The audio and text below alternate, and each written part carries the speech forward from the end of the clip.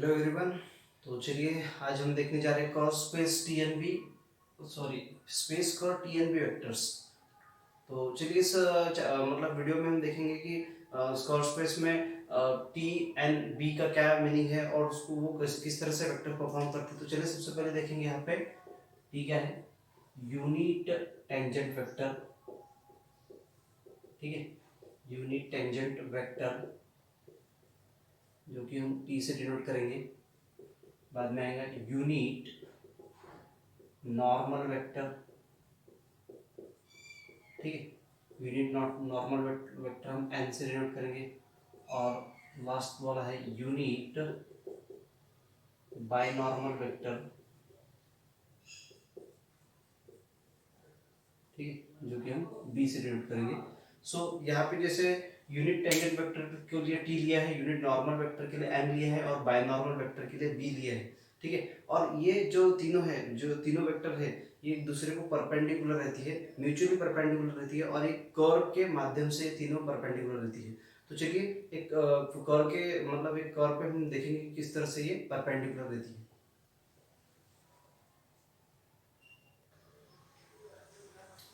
तो चलिए स्टूडेंट्स अब फिगर के माध्यम से देखेंगे।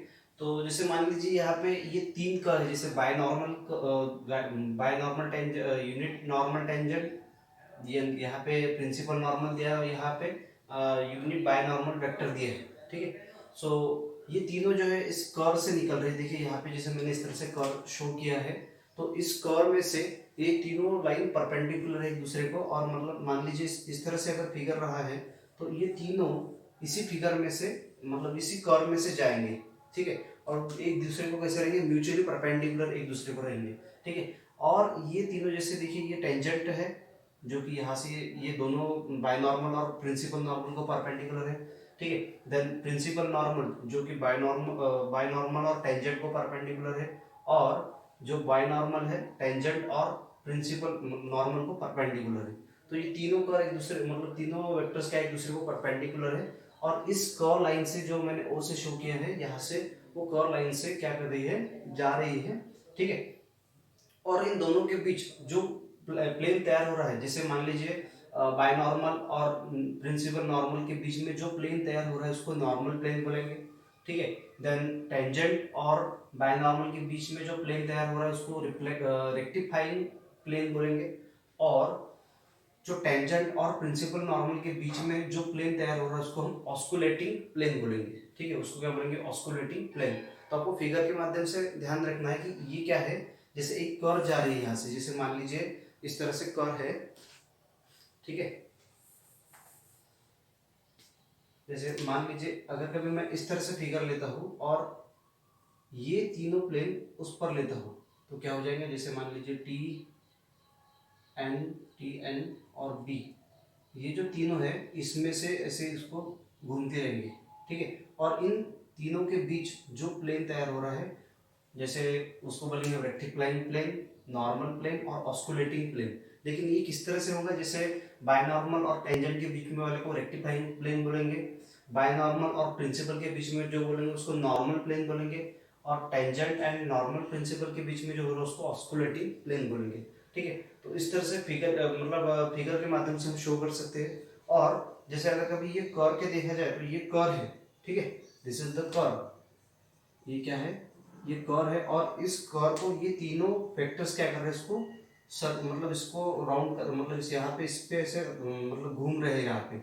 ठीक है, और तीनों कैसे परपेंडिकुलर है। ठीक है, तो ये से तो एक्चुअली फिगर कभी जिस दिशा में जाएगी कर्व, जैसे मान लीजिए कर्व कभी इस तरह से रही। ठीक है, अगर मान लीजिए इस तरह से यहाँ पे एक कर्व रहती है। ठीक, इस तरह से रही तो क्या हो जाएगा, इसी शेप में ये तीनों कर्व क्या करेंगे, इस तरह से आके इस तरह से शेप बनाएंगे इस कर्व लाइन में। ठीक है, तो आपको याद रखना है। चलिए 3D फिगर के माध्यम से अगर देखा जाए इसमें तो क्या देख सकते हैं हम यहाँ पे। जैसे मान लीजिए यहाँ पे फिर से अपनी जो है बायनॉर्मल यूनिट, ये टेंजेंट है और ये नॉर्मल प्रिंसिपल नॉर्मल है, ये तीनों वेक्टर है। और ये जो अपनी कर्व लाइन है यहाँ पे ओ, ठीक है, ओ में शो कर रही है। और ये तीनों क्या है, म्यूचुअली परपेंडिकुलर है एक दूसरे को। ठीक है। और उनके बीच में के जो कर है, जैसे देखिए ये जो नीचे वाला है osculating is in between what tangent and principal normal, दोनों के बीच में जो दो परपेंडिकुलर लाइन के बीच में जो प्लेन है उसको हम ऑस्कुलेटिंग बोलेंगे, in between what tangent and principal normal. Okay, binormal और प्रिंसिपल नॉर्मल के बीच में जो प्लेन तैयार हो रहा है, मतलब in between two tangent perpendicular plane, sorry perpendicular vector that making a plane, we can say that this is a normal plane in between what binormal and principal normal, and in between these two plane tangent vector and binormal vector, they are making a one plane, and that we can say that rectifying plane। ठीक है, तो इसके बीच में इसको बोलेंगे rectifying plane. ठीक है, तो इसको इसमें मतलब इस तरह से क्वेश्चन आ सकते हैं इन to vectors, we can say that tangent and binormal, so which plane is there, so we can say that rectifying plane है। या फिर वो इस तरह से पूछ सकते हैं कि टेंजेंट वेक्टर और unit normal, sorry principal normal vector के बीच में कौन सा प्लेन, हम ऑस्कुलेटिंग प्लेन बोलेंगे। बायनॉर्मल और प्रिंसिपल नॉर्मल के बीच में हम नॉर्मल प्लेन बोलेंगे। ठीक है, आई होप सो आपको मतलब फिगर के माध्यम से काफी चीजें समझ में आई होंगी। चलिए दोस्तों डेफिनेशन की ओर बढ़ते हैं अभी। तो स्टूडेंट्स डेफिनेशन में क्या दिया, associate with each point on a curve there is a set of three mutually perpendicular lines known as tangent, principal, normal and binormal। मतलब इसका मीनिंग हुआ कि भाई जो कर्व के बीच में थ्री लाइन है वो एक दूसरे को म्यूचुअली परपेंडिकुलर है, और वो तीनों लाइन को क्या कहेंगे हम, वो तीनों लाइन को हम टेंजेंट, प्रिंसिपल नॉर्मल और बायनॉर्मल कहेंगे। ठीक है, साथ ही साथ उन्होंने क्या कहा, and three mutually perpendicular plane determined by these in pairs and known as osculating plane, normal plane and rectifying plane. ठीक है, और इन तीन परपेंडिकुलर लाइन के बीच जो दो मतलब दो पेयर के बीच में जो प्लेन्स बन रहा है उसको हम ऑस्कुलेटिंग प्लेन बोलेंगे, नॉर्मल प्लेन बोलेंगे और रेक्टिफाइंग प्लेन बोलेंगे। ठीक है, जैसे इसको अगर कभी सिंपल में याद रखना है तो बायनॉर्मल और प्रिंसिपल नॉर्मल के बीच में नॉर्मल प्लेन होता है। ठीक है, और टेंजेंट और प्रिंसिपल नॉर्मल के बीच में ऑस्कुलेटिंग होता है, और टेंजेंट और बायनॉर्मल के बीच में रेक्टिफाइंग प्लेन होता है। ठीक है, हम इस तरह से भी याद रख सकते हैं इसको। ठीक है स्टूडेंट, तो चलिए अब इसके इक्वेशन के मतलब इसके इक्वेशन की ओर बढ़ेंगे, तो देखते हैं इसका इक्वेशन। तो चलिए आगे बढ़ेंगे। इफ द कर्व इज मतलब पैरामेट्रिकली इज गिवन बाय, क्या बोलेंगे, if the curve is parametrically given by, क्या आएगा, x is equal to x of t, y is equal to y of t and z is equal to कितना आएगा, z of T. ठीक है, तो इनका पोजीशन क्या रहेगा, hence then the position of किसका, tangent, unit tangent, unit tangent vector, then principal normal vector and binormal vector.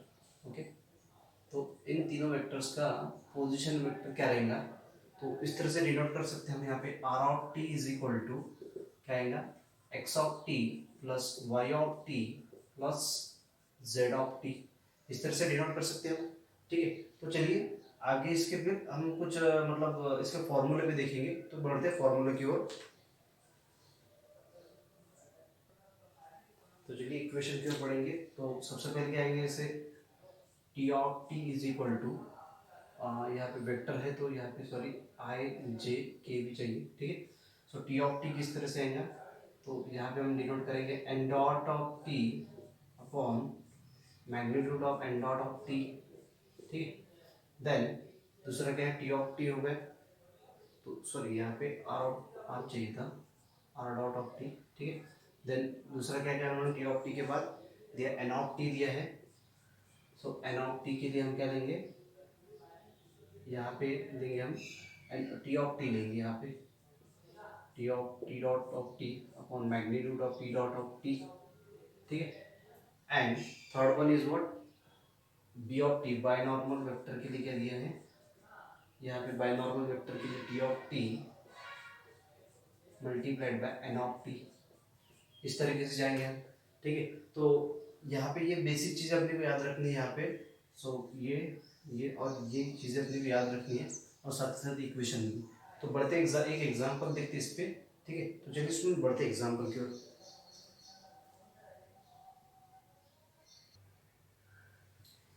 तो चलिए स्टूडेंट्स, क्वेश्चन इस तरह से दिया है, find the unit tangent vector at any point on the curve x is equal to t square plus 2, y is equal to 4t minus 5, z is equal to 2t square minus 6t, where t is any variable. Also determine the unit tangent vector at any point t is equal to 2। ठीक है, तो इस तरह से question दिया है। तो सबसे पहले क्या बोलेंगे यहाँ पे, hence the equation of curve is, क्या equation, r is equal to xi cap plus yj cap plus zk cap। okay, then put the value of x y z। तो x का वैल्यू क्या है, t square minus two i cap plus 4t minus 5 j cap plus 2t square minus 6t।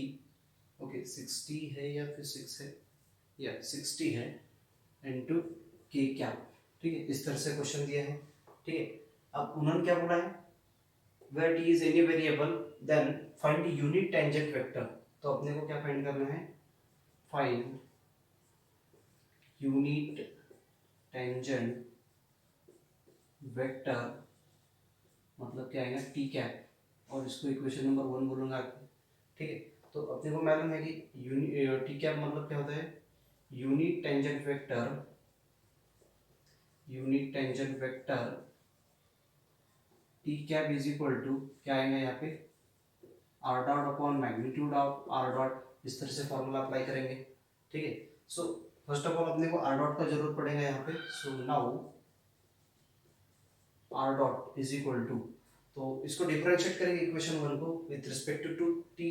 तो यहाँ पे क्या आएगा, T square का ट्वाइस टी, अब माइनस 2 का डेरिवेटिव हो जाएगा 0, twice T I cap plus, यहाँ पे होगा प्लस 4 टी का डेरिवेटिव 1 माइनस 5 का 0, तो 4 जे कैप प्लस यहाँ क्या होगा 4t, और यहाँ होगा माइनस 6k। ओके, यहाँ पे होगा के कैप। इस तरह से मिलेगा अपने को आर डॉट। ठीक है, अब इसका मैग्नीट्यूड लेंगे। So magnitude of R dot is equal to square root of, ठीक है, इसका स्क्वायर रूट लेंगे तो क्या होगा जी, यहाँ पे 4t स्क्वायर प्लस 16 प्लस यहाँ पे क्या होगा 16t स्क्वायर, और ये होगा माइनस 36। ओके, तो इस तरह से मिलेगा यहाँ पे अपने को। ठीक है, तो यहाँ पे जैसे 40 स्क्वायर प्लस 16 प्लस यहाँ ब्रैकेट का स्क्वायर लेना पड़ेगा जी, ऐसे मतलब यहाँ पे आएगा 4t माइनस 6 का स्क्वायर, इस तरह से लेना पड़ेगा। ठीक है, तो वहाँ पे a माइनस बी का फॉर्मूला अप्लाई करेंगे।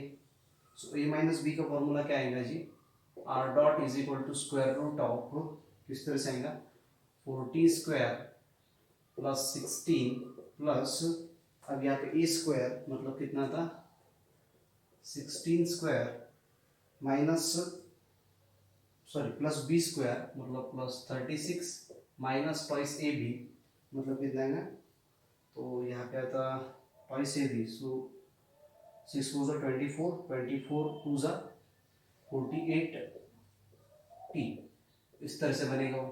ठीक है, तो अब इसमें से क्या करेंगे, 4 को लेते हैं कॉमन, क्योंकि सभी में से 4 आता है कॉमन। सो अगर 4 को कॉमन लिया जाए तो क्या बचेगा यहाँ पे T square plus 4 plus 4t square plus 9, और माइनस यहाँ पे बचता कौन 4t, मतलब आएगा यहाँ पे 12t। ओके, इस तरह से मिलना चाहिए। अब यहाँ पे टी स्क्वायर जैसे अपने को दो टी स्क्वायर मिल रहे हैं, मतलब T square plus T square कितना होगा जी 5t स्क्वायर, मतलब under root of 4 into 5t square plus 4 यहाँ पे +4 प्लस ये कितना होता +13 माइनस, मतलब यहाँ लिखेंगे हम -20 -13, ठीक है, इस तरह से लिखेंगे। अगर स्क्वायर रूट से मतलब 2 निकालते हैं तो क्या बचेगा यहाँ पे, मतलब स्क्वायर रूट से आया था 2 आता है इसका कॉमन, ठीक है। तो अपने को यहाँ पे बाकी का टर्म जो है ब्रैकेट में रहने वाला है, मतलब मान लीजिए यह है 2 अंडर रूट ऑफ कितना बचा 5t² -20 -13, ओके। इस तरह से मिलती है आर डॉट की वैल्यू। अब अपने को क्या निकालना है, आर डॉट अपॉन मतलब यूनिट वेक्टर निकालना है T cap. So T cap is equal to कितना आएगा, R dot upon magnitude of R dot, ठीक है। अब टी कैप कितना है यहाँ पे, सो आर डॉट है 2t cap, sorry 2t i cap plus 4j cap plus 4t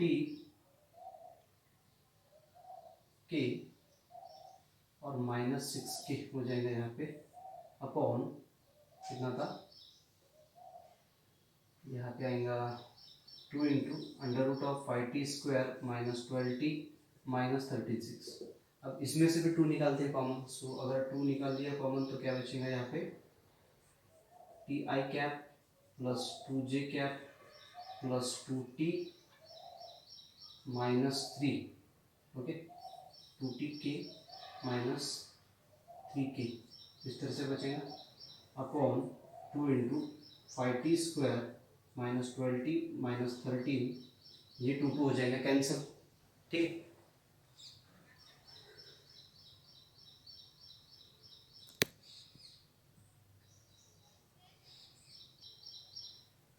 तो 2 कैंसिल होने के बाद क्या बचता है यहाँ पे, जैसे T I cap plus 2j cap plus यहाँ पे 2t -3 into K cap upon square root of 5t² -12t -13, इस तरह से बचेगा, ठीक है स्टूडेंट्स।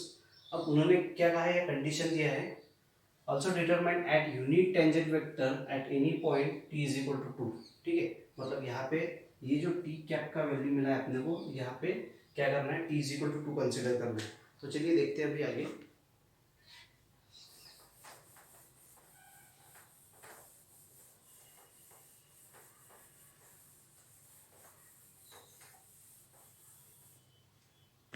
तो क्या मिलेगा यहाँ पे स्टूडेंट, अगर बोलते हैं हम at t is equal to 2, so क्या आ जाएगा जी, t cap is equal to, तो ये आ जाएगा 2i cap plus 2j cap plus 2 2 ज़ा 4 -3 cap K cap upon under root of कितना था 5 इंटू 2 का स्क्वायर 4 -12 मल्टीप्लाइड बाई t2 -13, ठीक है। सो ये आ जाएगा 2i cap plus 2j cap plus 4 में से 3 गया तो बचा कितना, ओनली 1k कैप, और ये कितना था 20 -24 -13। तो यहाँ पे सेम साइन को ऐड करेंगे, i cap plus 2j cap plus k cap upon, तो यहाँ पे क्या होगा 20 और ये 3 7 और ये 37, ठीक है। तो इसको अगर सॉल्व करते हैं तो लगभग मतलब अपॉन में 3 आना चाहिए इसके। सो इस तरह से इसका टी कैप मिलेगा, ठीक है students. So you can take the screenshot.